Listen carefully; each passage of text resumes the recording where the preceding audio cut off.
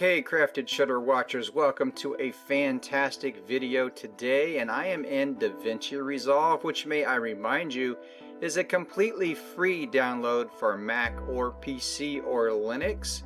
And so I would advise you, if you're ever working in stock footage, to get this program, as it will cost you absolutely nothing. I believe it is linked below.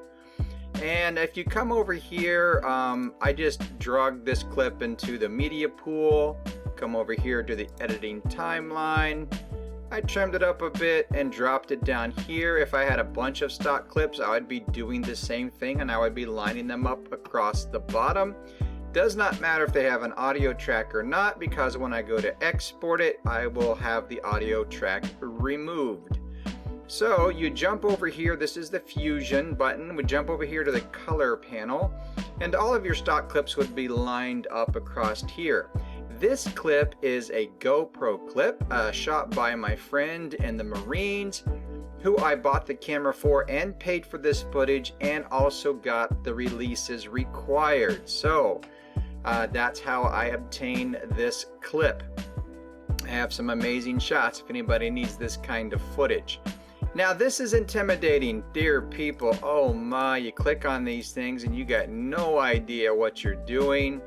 Just click on this little target right here, and we're going to be working with the tools down here at the bottom. Okay, that's what we're going to be working with. And the first thing we're going to do is we're going to mess with our contrast a little bit. So I'm going to see where that is. I'm going to bring it up. The pivot point is where you pivot from that. So I move the pivot point to see, how far I want that to go. Saturation, we can give it a little punch. It's nice right there.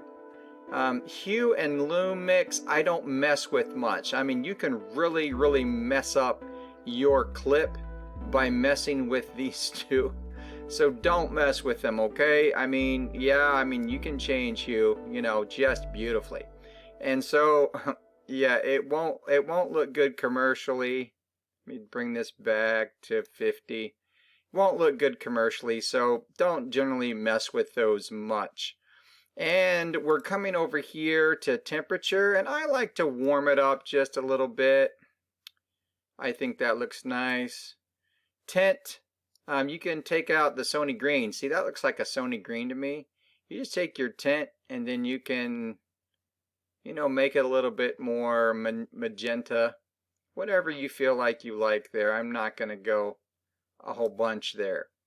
Mid-tone detail. Now, mid-tone detail, if I had faces in this video, then I would actually go negative on the mid-tone, but I'm going to sharpen it up a little bit to say 7. It does not hurt, and you can color boost if you want to a little bit more. And these two over here are really powerful. Again, this is GoPro footage, so we're going to take the shadows up here a little bit. And about right there. And we're going to mess with the highlights by looking at the sky. You can see right there when we're there that I'm going to bring that down. I can bring just a little bit more blue back into the sky. Okay, just a little bit. Just around here is where I see blue coming back. I was able to recover some of that. I know that's not going to be recoverable, and I know that's not going to be recoverable, so I'm just kind of working around, see if I can get a nice shape of a sun with the blue around it.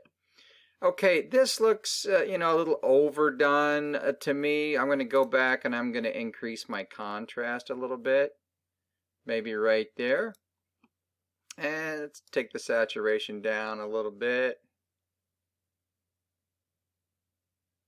Not too much. Right there, maybe 3. That's good. Come back over here to shadows, lift them up a little bit more.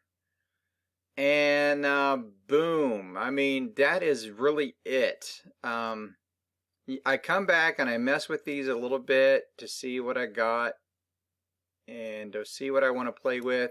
So I usually do a couple rounds and then I am done usually grading the footage. And here's what the clip looks like being played back.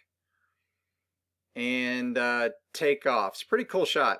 Really great. Really appreciate my friend for capturing this stuff for me.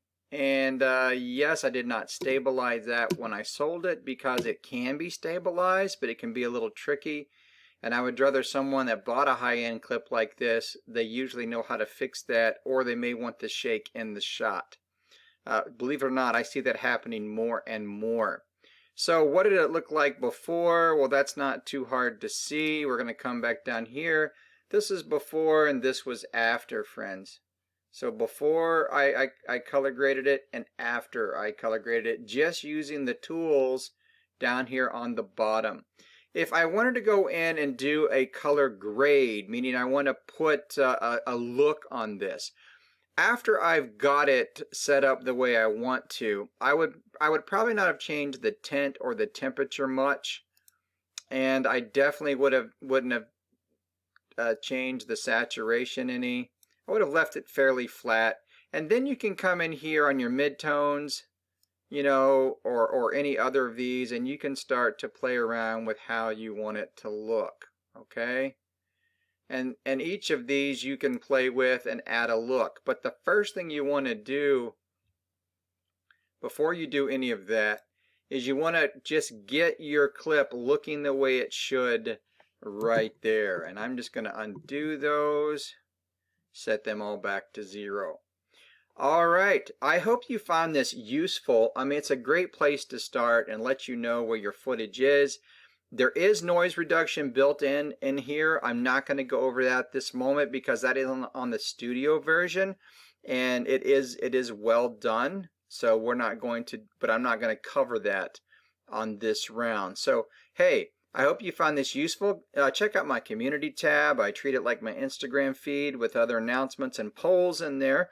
Also, leave some comments below, get involved in the community, check out the Crafted store. I hope you found this extremely useful, and we will see you in the next video.